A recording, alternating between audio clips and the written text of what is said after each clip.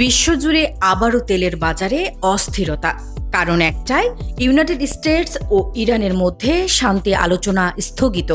আর এর সরাসরি প্রভাব তেলের দামে বড় উল্লম্ফন। তেলের দাম কত বেড়েছে? সাম্প্রতিক বাজারে দেখা যাচ্ছে ব্রেন্ট ক্রুড বেড়ে দাঁড়িয়েছে প্রায় 106 থেকে 107 ডলার প্রতি ব্যারেল। কিছু ক্ষেত্রে এটি $110 কাছাকাছি ঘোরাফেরা করছে।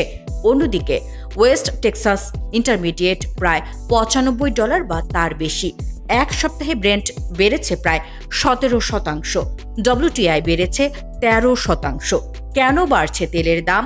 মূল কারণ তিনটি: আলোচনা স্থগিত, দুই দেশের মধ্যে শান্তি আলোচনা এগোয়নি, ফলে বাজারে অনিশ্চয়তা, হরমুজ প্রণালীর সংকট, স্ট্রেট অফ হরমুজ প্রায় বন্ধ বা সীমিত।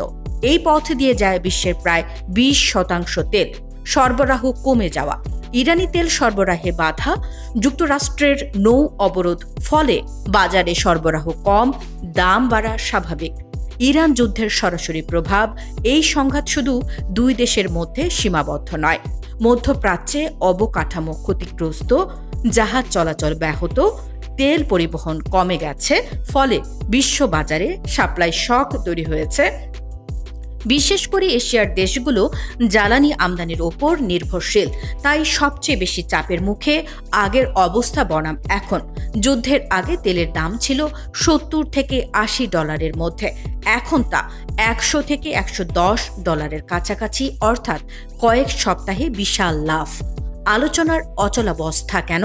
প্রধান কারণ: পারমাণবিক কর্মসূচি নিয়ে মতবিরোধ, ইরানি বন্দর অবরোধ, হরমুজ প্রণালীর নিয়ন্ত্রণ, নিষেধাজ্ঞা ও অর্থ ফেরত। এই বড় ইস্যুগুলোতে কোনো সমাধান হয়নি। বাজারের প্রতিক্রিয়া: বিশ্লেষকরা বলছেন, এখন বাজার জিওপলিটিক্যাল রিস্ক এর ওপর চলছে। সরবরাহ চাহিদা নয়, বরং যুদ্ধ ও কূটনীতির খবরে দাম ওঠানামা করছে। সামনে কি হতে পারে? আলোচনা আবার শুরু হলে দাম কমতে পারে, সংঘাত বাড়লে দাম $120 ছাড়াতে পারে, হরমুজ বন্ধ থাকলে বিশ্বজুড়ে জ্বালানি সংকট। বর্তমান পরিস্থিতি স্পষ্ট করে দিচ্ছে, তেলের বাজার এখন পুরোপুরি নির্ভর করছে ইরান যুক্তরাষ্ট্র সম্পর্কের উপর। একটি আলোচনা ভেঙে যাওয়ায় বিশ্বজুড়ে দাম বাড়িয়ে দিচ্ছে। এখন প্রশ্ন, কূটনীতি জিতবে নাকি তেলের বাজার আরও অস্থির হবে? আরও আপডেট পেতে সাবস্ক্রাইব করুন পালস নিউজ 360।